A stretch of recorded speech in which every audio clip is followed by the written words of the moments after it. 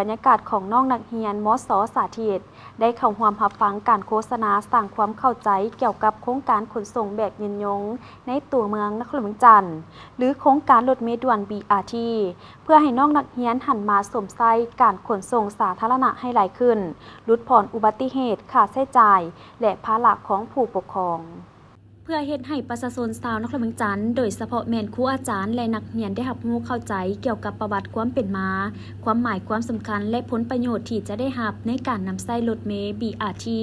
รับรู้ถึงแนวทางนโยบายของภาครัฐในการสร้างสรรค์และพัฒนาประเทศชาติให้ทวงทันกับสภาพการในยุคปัจจุบัน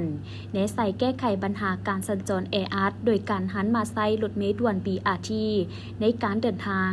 มาในวันที่ 11 มีนาคม 2026 คณะโฆษณาอบรมร่วมกับแผนกโยธาธิการและขนส่งนครหลวงจันทร์และป้องกันความสงบนครหลวงจันทร์จึงได้สืบต่อลงโฆษณาเผยแพร่ความรับรู้เข้าใจเกี่ยวกับโครงการขนส่งแบบยืนยงในตัวเมือง BRT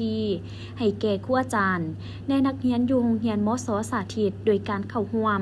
ของท่านนางพรศรีอรอินทร์ผู้อำนวยการโรงเรียนมศ.สาธิตพร้อมด้วยคณะรับผิดชอบโฆษณาการจัดตั้งปฏิบัติโครงการรถเมล์ด่วน BRT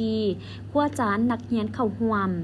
ท่านวิรัตบุญวังทองต่างหน้าแผนกโยธาธิการและขนส่งนครหลวงจันทร์คณะรับผิดชอบโฆษณาการจัดตั้งปฏิบัติโครงการรถเมล์ด่วน BRT ได้ยกให้เห็นความสำคัญของโครงการดังกล่าวซึ่งโครงการรถเมล์ด่วน BRT แม่นระบบรถเมล์ที่สามารถบริการอย่างมีประสิทธิภาพด้วยความว่องไวและคุณภาพดีเพราะมีราคาโดยสารต่ำโดยราคาเริ่มต้น 7,000 กีบต่อเที่ยวประกอบนี้ส่องจราจรเฉพาะสำหรับรถเมล์ด่วนมีดอนกลางระหว่างส่องจราจรบ่มีคนเก็บค่าโดยสารมีบ่อนขึ้นลงรถเมล์อยู่กับส่องจราจรและเป็นรถเมล์ที่มีสิทธิพิเศษในทางสี่แยกภายหลังโครงการสำเร็จจะสามารถแก้ไขสภาพการจราจรแออัดโดยการสร้างระบบขนส่งสาธารณะที่มีคุณภาพสูงรถเมล์ BRT แทนการนำใช้พาหนะส่วนตัวเทอละก้าวจัดสรรบ่อนจอดรถในตัวเมืองให้เป็นระเบียบเรียบร้อยปรับปรุงทัศนียภาพตัวเมืองสีเขียวและเป็นมิตรกับสิ่งแวดล้อมปรับปรุงทางยางแคมทางให้สวยงามพร้อมนี้การใช้บริการรถเมล์ BRT ยังช่วยประหยัดค่าใช้จ่ายโดยเฉพาะค่าน้ำมันรถของพนักงานก็คือนักเรียนนักศึกษา